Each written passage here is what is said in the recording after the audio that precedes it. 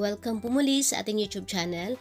For today's video ay gagawa na naman tayo ng isang napakasarap na cake na mukhang mamahalin pero sobrang simple lang ng mga sangkap nito guys at napakabilis lang din niyang gawin. Pwede ito ipanghanda kahit sa anumang okasyon at syempre pwede rin po natin ito ipangbenta dahil usong-uso itong mga ganitong cakes ngayon guys. Huwag na nating patatagalin yan, tara umpisahan na po natin. Ang una nating gagawin ay yung ating vanilla chiffon cake. Dito sa ating bowl meron tayo dito 5 large egg, then ilagay na rin natin yung ating sugar. I-mix lang natin ito hanggang sa ma-dissolve na yung ating sugar at magiging light and pale na yung kulay niya. Then ilagay na rin natin yung ating vanilla oil at saka yung ating water. I-mix lang natin ito ulit hanggang sa well combine lang sila. Ang next naman natin gagawin ay sasalain natin yung mga dry ingredients natin, yung ating cake flour, baking powder at saka yung ating salt. Ayan, mahalagang sasalain natin ito guys. Yung iba nga 3 times pa nilang sinasala yung kanilang mga dry ingredients para magiging super fine at pinong-pino yung magiging texture ng kanilang cake.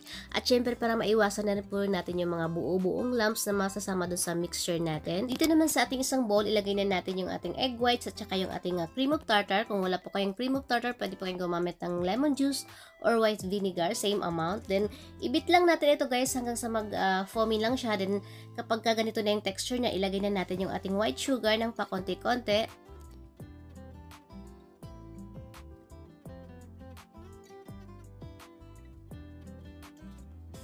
Pagkatapos natin ilagay lahat ng ating white sugar, i-adjust lang natin yung speed natin sa high, then continue lang natin yung pag-mix natin hanggang sa magiging stiff peaks na yung ating meringue or yung ating meringue. Malalaman yung stiff peaks na yung inyong meringue kapag inaangat nyo yung inyong beater. Ayan, nakatayo na yung meringue nyo guys. Ayan, nakikita nyo ba? Nakatayo na siya. Ayan, ibig sabihin na ready na ito. Ilagay na natin siya ngayon dito sa ating butter mixture. Naglagay ako ng konting portion din para hindi mabigat yung butter mixture natin kapag ilagay na natin siya dun sa meringue mamaya. Dahan-dahan lang din yung paghalo natin guys para hindi natin ma-deflate yung ating meringue. Gumamit lang ako dito ng spatula para i-cut and fold method lang yung pag-mix natin. Haluin lang natin ito guys sa mga 40 seconds, din ilagay na natin siya ngayon dito sa ating meringue. Then continue lang natin yung pag-mix natin. Cut and fold method pa rin yung gamitin natin dito guys para hindi natin siya ma-overmix. Ayan, hanggang sa magpantay lang yung kulay niya. At wala na tayong nakikitang mga white part or mga trace ng meringue. Ayan, kapag ganito na siya guys, pantay na yung kulay niya, pwede na ito ilagay na natin siya ngayon dito sa ating aluminum pan. Ayan, gumamit ako dito ng loaf pan. Ayan, malalim ito guys. Ang size pala nito guys ay 6x8 yung haba niya, then 4x3 yung lapad niya, then 1.5 inches yung lalim niya. Gumamit lang ako dito ng timbangan or weighing scale para pantay yung dami ng ating malalagay na butter mixture. Ayan, ang timbang pala nito guys, 140 grams kada isang pan. Pero pwede kayo gumamit ng ibang pan or kung ano man yung available sa inyong kitchen guys. Pwede nyo siyang i-bake kahit saang baking pan din. I-tap lang natin siya guys ng 2 beses bago natin siya i-bake. Then ito guys, naiba siya kasi nagkulang ako ng loaf pan, doon ko na siya binake. Then i-bake na natin ito ngayon guys sa ating naka-preheat na oven ng 160 degrees Celsius ng 25 to 30 minutes.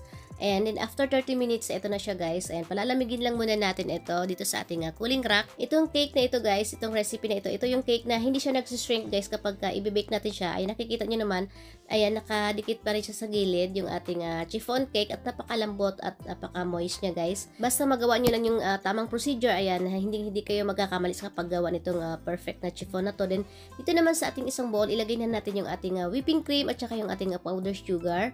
Ayan, ibit lang natin ito hanggang sa stiff mix lang yung ating cream. Ayan, kapag ganito na siya guys, pwede na ito.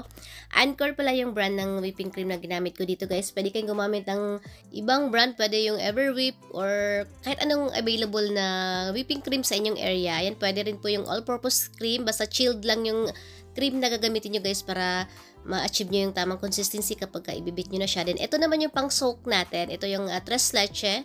Ayan, meron tayo ditong evaporated milk.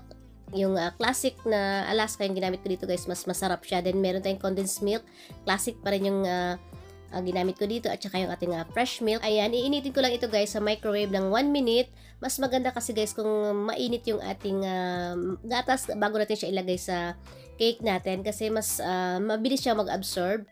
Then, ito na yung ating cake guys. Ayan, nakikita nyo ba? Hindi siya nag-shrink. Then, ang gagamitin natin ngayong pangtusok dito guys ay barbecue stick. Ayan, tutusukin lang natin yung ating cake guys para mabilis natin malagay yung ating milk or mabilis siya mag-absorb dun sa ating cake. Then, ito na yung ating milk. Ayan, mainit na ito guys. Kung wala po kayong microwave guys, pwede nyo siyang initin sa saucepan lang or sa stove lang sa mahinang apoy lang hanggang sa mag-warm lang siya. Ayan, tips ko lang guys, gumamit tayo ng magandang klase ng milk dito kasi malaki yung factor niya or malaki yung maitutulong niya para magkaroon ng magandang lasa or magandang quality yung ating cake. So, kailangan gumamit tayo ng magandang klase ng gatas dito kung gusto natin ma-achieve yung masarap na lasa ng ating cake. Pero kung wala naman talagang available na ganong brand doon sa inyong area guys, pwede naman yung kahit yung mga mas murang mga brand na milk na yung gagamitin natin. Kung halimbawa kung pangbahay lang naman, ayan, pwede na yon. Nilagay ko na yung ating whipped cream, then spread lang natin ito hanggang sa magpantay lang yung kapal niya. Pwede nyong dagdagan yung inyong whipping cream guys kasi hindi naman ito matamis. Pero sa akin pwede na ito. Malalim kasi yung aluminum pan na ginamit natin dito guys, kaya nakikita nyo hindi siya napuno. Pero itong ganitong size guys, itong red na ito, ayan, sakto lang siya. Dapat ganito lang kakapal or kalalim yung pan na gagamitin natin. Medyo mahal nga lang itong red na ito guys. Marami ito sa Shopee. Pero kung pang regalo nyo guys or pang giveaways nyo, ayan, pwede nyo yung gamitin tong ganitong pan. Makapal siya guys, magandang klase siya. May takip din naman siya. Ayan, pagkatapos sa tilagyan ng cream yung ating cake, ilagay muna natin siya sa chiller or sa fridge habang gagawin naman natin yung ating caramel sauce. Ayan, dito sa ating saucepan, nilagay ko na pala yung ating white sugar guys. 1 cup ito, nakalimutan ko lang i-on yung video natin. I-melt lang natin ito guys hanggang sa ma-dissolve na yung ating sugar at magiging amber na yung kulay niya. Mahinang apoy lang guys para hindi masunog yung ating sugar. Huwag natin iwanan ito guys. Continue lang natin yung pag-mix natin hanggang sa ma-dissolve na lahat yung ating sugar.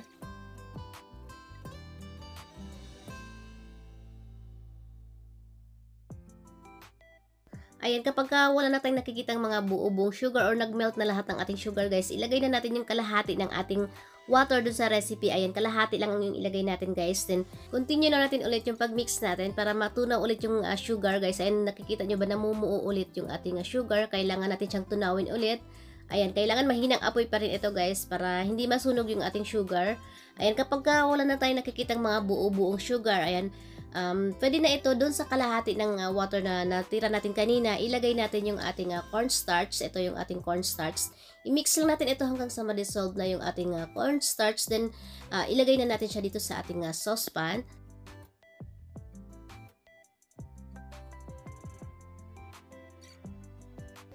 Tuloy lang natin yung pag-stir natin or yung pag-mix natin guys hanggang sa lumapot na yung ating caramel sauce.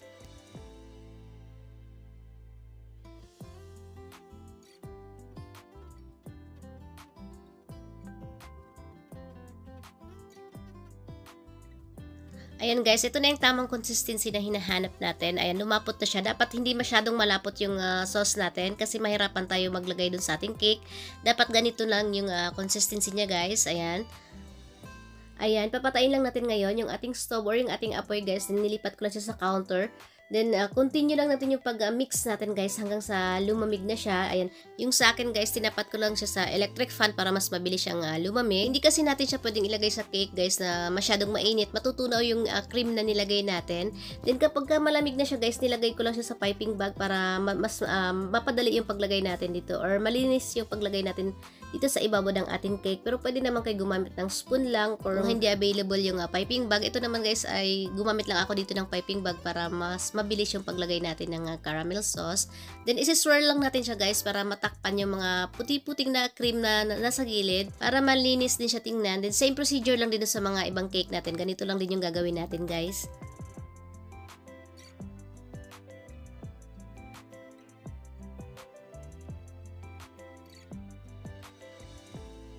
Then, meron akong cream dito guys na natira. Then, pinipe ko lang siya dito sa ibabaw ng ating cake para magkaroon siya ng design para maganda din siya tingnan at pang-akit din sa mga customers natin or sa mga clients natin.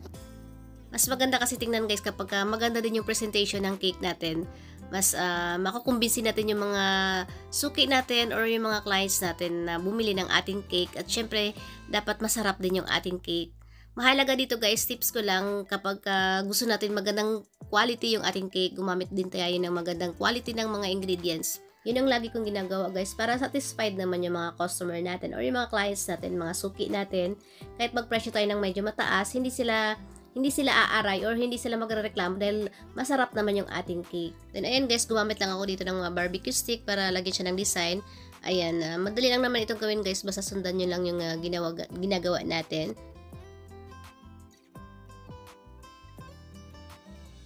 Nag-add pala ako ng nuts dito sa isang pan natin. Pero ito naman guys ay optional lang. Pwede naman kahit wala. Masarap na yung ating cake kahit wala tayong ilalagay na nuts. At saka maganda na rin tingnan siya kahit wala tayong nuts na ilalagay. Then same procedure lang din dito sa ibang pan natin guys. Ganun lang din yung gagawin natin. Gaya ng sinabi ko kanina guys, kung wala po kayong whipping cream, pwede po kayong gumamit dito ng all-purpose cream.